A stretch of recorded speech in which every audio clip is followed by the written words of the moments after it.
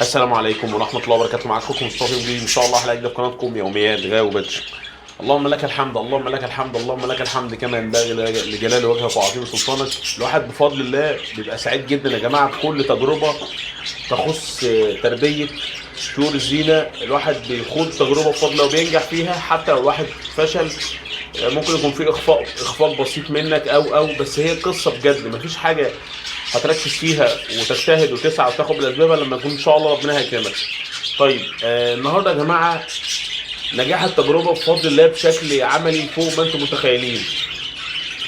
تجربه مزرعه الميل وورم او الدود القبابي بفضل الله نجحت معايا بشكل مبهر جدا جدا جدا. طبعا كنتوا فاكرين في الفيديوهات اللي فاتت كنا بدأنا ب 80 دودة، يعني كنا بدأنا ب 80 دودة، وأنا عشان هاوي صيد فكنت بجيب الدود دوت عشان اصطاد بيه، وقلت يعني أجرب. يعني أنا كنت سامع إن دي المزرعة بتتعمل وهكذا وتجربتها سهلة وبسيطة، فقلت أجرب زي أي حد. بفضل الله جربنا، والنهارده هنوريكم بفضل الله إنتاج ال 80 دودة ويعني وصلنا لغاية فين، وقد إيه التجربة مفيدة قوي وممتعة قوي وبسيطة قوي مش مكلفة خالص، وتجربة سهلة وسلسة فوق ما انتم متخيلين.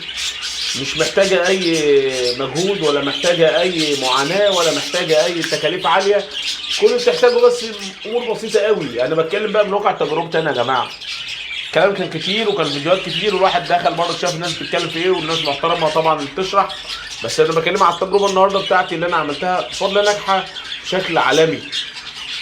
ليه بقول ناجحة بشكل عالمي؟ لأن بفضل الله أنا شفت الانتاج بعيني وشفت كثافه الانتاج بفضل الله، ونسبه الخسائر بسيطه جدا لا تعد يعني خالص بفضل الله. اللي مات او كده حاجات يعني ما تذكرش اصلا يعني. كنت باكل ايه او التربه بتاعتهم كانت ايه؟ كانت التربه بتاعتهم يا جماعه اللي هو الشوفان والرده والبودر اللي احنا عاملينه بتاع التاكيل يدوي. وخلي بالك لو العلف اللي هو علف الفراخ العلف الباني دوت اي حاجه يعني، هو في حاجات كتير قوي تغذى عليها. طبعا قلنا مصدر الميه بالنسبه له هو شرايح الجزر زي ما احنا شايفين، او شرايح الخيار، او شرايح البطاطس، اي حاجه عندك. هو القصه ان هو ما بيتكلمش فعلا يا جماعه. فمش عايز اطول عليكم اكتر من كده، وعايزين بفضل الله نعمل بقى كده الترابيزه كده ونشوف مراحل ونشوف التجربه بفضل الله وصلت معانا لفين. طبعا زي ما احنا شايفين دي شرايح الجزر اللي احنا حاطينها دي. دي زي ما قلنا دي مصدر الميه، هم ما بيشربوش، فشرايح الجزر تقطعها بالشكل الرفيع قوي ده. بصوا واكلين منها ازاي يا جماعه، بصوا واكلين منها ازاي، واضح. بصوا الشرايح تبقى رفيعه قوي يعني على قد ما تقدر ترفع يعني. دي شرايح الجزر. التربه دي اللي هي فيها الخنافس اللي احنا ايه شغالين عليها بفضل الله. طبعا العلبه دي والعلبه الثانيه دي فيها بفضل الله الدود الميل ورم الصغير ودوت مقاسين. يعني انتوا خلينا لسه التجربه بفضل الله مستمره والانتاج شغال بفضل الله. التربه دي اللي مليانه خنافس اهي بفضل الله، اللي هم هيبتدوا يعملوا دوره جديده ويبيضوا وهكذا. بصوا التربه هي مليانه خنافس بفضل الله، اللي هم ال 80 الخنفسه بفضل الله اللي احنا شغالين عليهم. طيب انت ليه يا مصطفى ما سبتهمش هنا وخليتهم هم كلهم عايشين مع بعض؟ لا، ما انا بقى بفضل الله انا عندي علب اللي هي العلب بتاعه العشوش ديت عندي زياده بفضل الله، فقلت اخلي كل مقاس لوحده. فانا كنت بسيب الخنافس تاخد من 14 يوم ل 15 يوم تكون خلصت بيض، واشيل المجموعه احطها في علبه ثانيه اخليها برضه تقعد نفس القصه 15 يوم كده 20 يوم، تكون اتاكد ان هي باضت في المكان وان هي فقست بفضل الله. انت بتعمل كده بسيط بشكل بسيط قوي، بتشوف الدود الصغير هو بيبقى باين يعني بالعافيه يعني. فبفضل العلبتين دول بقى اللي فيهم الكلام ان شاء الله هنشوف كده، هنشوف المقاسين بقى بفضل الله، هنشوف كميه الدود اللي انتم مش متخيلينها يعني، هنشوف كميه الدود اللي انتم مش هتتخيلوها بجد يعني. بصوا بفضل الله بقى قوه الا بالله. طبعا الجزر طبيعي قوي لما بتحط اي شريحه جزر اي بطاطس اي اكل بياكلوه بتدفن كده يعني. انا مش انا دافنها يا جماعه، الجزر بيبقى محطوط على الوش، بس طبعا هما بيبداوا يتحركوا وياكلوا فبيحركوا الشريحه. بصوا الدود تحتها ازاي، شايفين بيتحرك ازاي ده دود اللي تحتيه ده. هنوريكم بفضل الله. بصوا نشيل بس شرايح الجزر ونوريكم بفضل الله كميه الدود المهوله اللي انتم مش هتتخيلوها دلوقتي بفضل الله.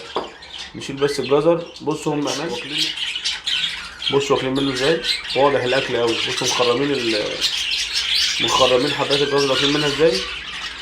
نبتدي نشيل بس الشرايح دي. بصوا هم لابسينها تحت اهو، بصوا واكلين منها ازاي يا جماعه، بصوا واكلين منها ازاي. بصوا لان هم بصوا في واحده انا كنت حاططها ثانيه اهي الحمد لله لقيناها اهي برضه واكلين منها. بصوا لان هو ده بالنسبه لهم زي ما قلنا مصدر الميه، شريحه جزر، شريحه بطاطس، شريحه بنجر، حاجه قشره بطاطس. بصوا مخرمين ازاي، بصوا يا جماعه مخرمين ازاي، سبحان الله يعني سبحان الملك. طيب نيجي بقى للايه، للي احنا عايزين نتكلم فيه، ونيجي للمتعه الحقيقيه نجاح التجربه. لاحظوا معايا بقى، بصوا لاحظوا معايا، بصوا ابتدت اصلا الدود الصغير يبان اهو، بصوا اهو باين اهو. بصوا بس احنا هنوريكم مفاجاه بفضل الله بقى. بصوا مجرد ما هنعمل بالخشبه كده، بصوا يا جماعه لا قوه الا بالله. بصوا لا قوه الا بالله الدود الصغير يا جماعه، بصوا لا قوه الا بالله. بصوا تربه مليانه، بصوا التربه كلها بتتحرك ازاي. بصوا يا جماعه لا قوه الا بالله الدود. بصوا يا جماعه بصوا التربه كلها بتتحرك ازاي، رمال متحركه ازاي، دليل على ان التربه مليانه بفضل الله مول ورم. بصوا يا جماعه بصوا لا قوه الا بالله. بصوا التربه كلها مليانه بفضل الله. بصوا الاحجام ما شاء الله حلوه ازاي، ان شاء الله لا قوه الا بالله، ان شاء الله لا قوه الا بالله. بصوا ما شاء الله ابتدوا يكبروا بشكل ما شاء الله قوي ازاي. بصوا يا جماعه لا قوه الا بالله، نجاح التجربه لا قوه الا بالله. بصوا التربه مليانه، التربه طبعا ما كانش باينين في الاول لان هم دايما بيحبوا يعيشوا فين، بيبقوا في التربه دافسين نفسهم يعني. بصوا لا قوه الا بالله. بصوا الجمال والمتعه لما بتعمل تجربه بتنجح كده.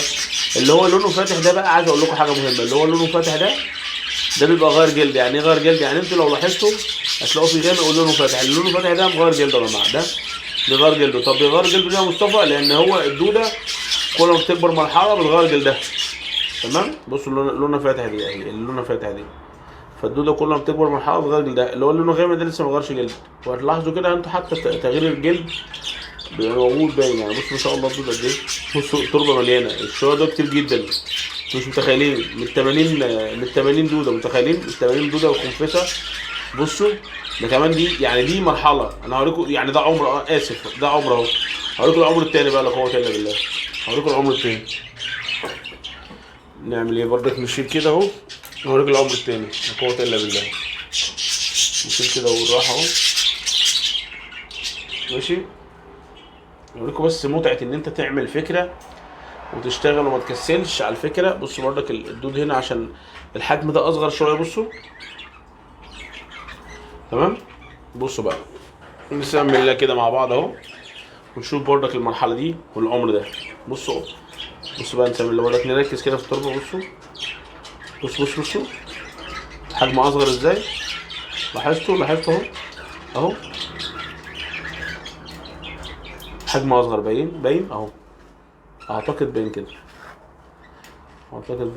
بصوا التربه كلها رمال متحركه ازاي بتتحرك، التربه مليانه بس عشان ده الحجم ده اصغر فمش باين قوي بالشكل اللي هو القوي. بصوا اهو ابتدى كده يبان اهو، طلع على الوش اهو، بس عشان ده حجم اصغر من اللي هي العلبه الثانيه. بصوا كده انا عملت ايه، علبتين يعني، عشان يبقى كل علبه فيها مرحله عمريه معينه يعني، ممكن يكبروا مع بعض يبقى نفس الاعمار يعني. بصوا مليانه ازاي التربه لا قوه الا بالله. بصوا حاجه بجد، حاجه تفرح والله العظيم، حاجه تفرح. بصوا ده بقى لو لاحظتوا ده القشر اللي بتكلم عليه ده اللي هو بتاع تغيير الجلد. يعني ايه؟ يعني كل ما الدوده بتكبر، القشر اللي هو على الجدار ده كل ما الدوده بتكبر مرحله عمريه معينه بتغير جلد. بصوا اهو، بصوا يا جماعه، بصوا ما شاء الله التربه مليانه، التربه لا قوه الا بالله، بجد لا قوه الا بالله، حاجه انا مبسوط والله العظيم.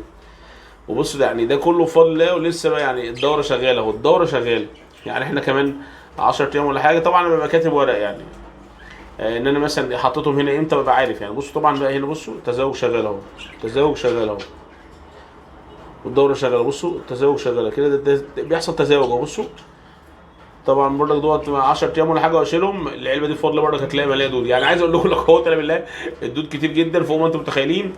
والنهارده يبقى انت كده غطيت، لو انت مثلا هاوس زي حالاتي يبقى انت معاك طعمك ببلاش، هو عصافير بفضل الله تديهم فيتامين وبروتين عالي قوي ببلاش. عندك حوض سمك هتاكلهم ببلاش. انتوا متخيلين؟ عملنا مزرعه من لا شيء، عملنا مزرعه من 80 دوده. انتوا متخيلين يا جماعه الفكره؟ بفضل الله بردك لما الدوره تخلص خالص والخنافس دي تموت، هنوريكم بفضل الله الاجمالي بقى العدد الدود كله قد ايه بفضل الله يعني. فانا مش عايز اطول عليكم في الفيديو ده، حبيت بس افرحكم معايا كده واوريكم ان ان شاء الله اي حاجه تسعى فيها وتجتهد وتاخد الاسباب هتلاقي ربنا بيكرمك يعني ان شاء الله. واحنا مستمرين وهنوريكم برضك كل جديد يعني، وهنوريكم ايه اللي يحصل باستمرار مع الميني مزرعه بتاعتنا بتاعت الميل وورم. اتمنى للجميع التوفيق. لو عجبكم المحتوى ما تنساش تعمل اشتراك ليك واصحابك وحبايبك المهتمين بالهوايه. لو اللي فات حلو فاللي جاي احسن. ما تنساش الهوايه نوايا وربنا يكرم الجميع. والسلام عليكم ورحمه الله وبركاته.